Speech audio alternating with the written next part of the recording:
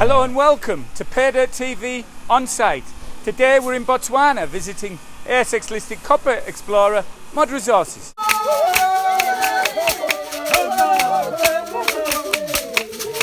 has been a major diamond producer since the 1960s, but it was Discovery Metals' arrival and its development of the Paydirt copper project just down the road from here in the mid-2000s which thrust Botswana's base metal potential to the fore.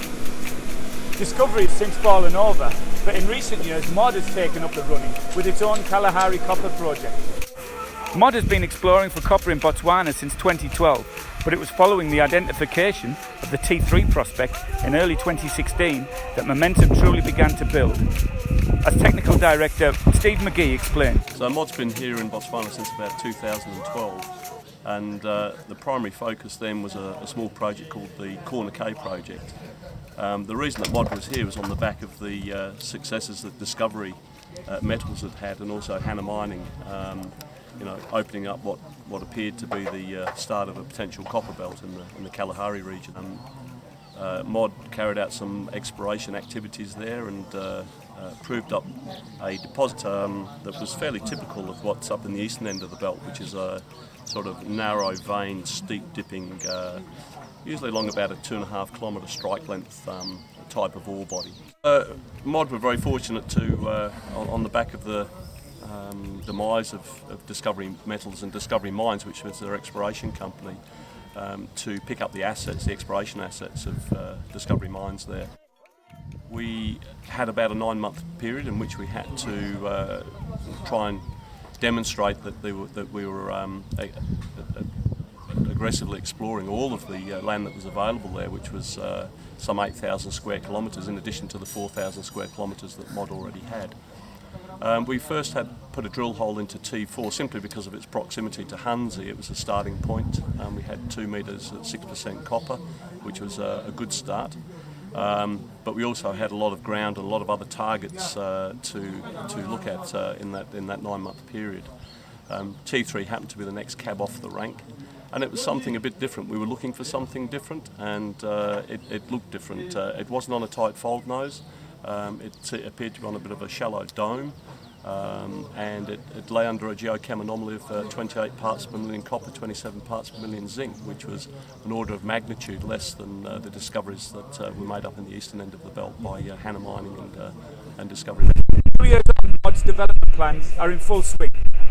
It's already defined several resources here at T3, and in January released a positive PFS which highlighted potential EBITDA of $730 million US over 9 years of mine life.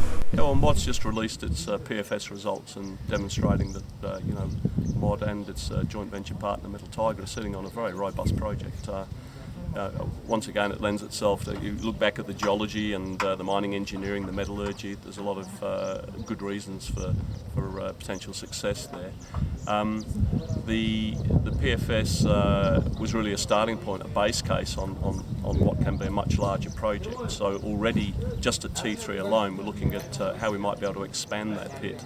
And if we look at reducing cut-off grades there, we can go from a 21 million tonne reserve base to 40 million tonnes of ore in a production target.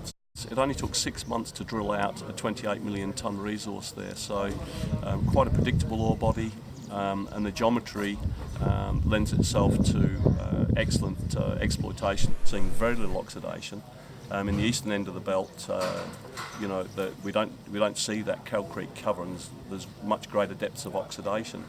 That's affected the processing of the ores from the ore bodies in the eastern end of the belt, and there were problems that Paydirt, the Discovery operation, was faced with, and also Moana further to the east in Botswana. So our metallurgical recoveries are excellent. And we can generate low mass concentrates of high grade copper, and given that we're in a landlocked country here, it's important that we can get the concentrate mass down as much as possible and that grade up. It is a strong statement that at a time when copper market fundamentals are pointing to good times ahead for the metal.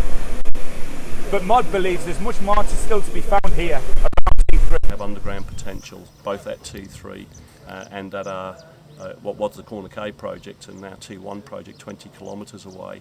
to provide underground ore grade of 2% copper.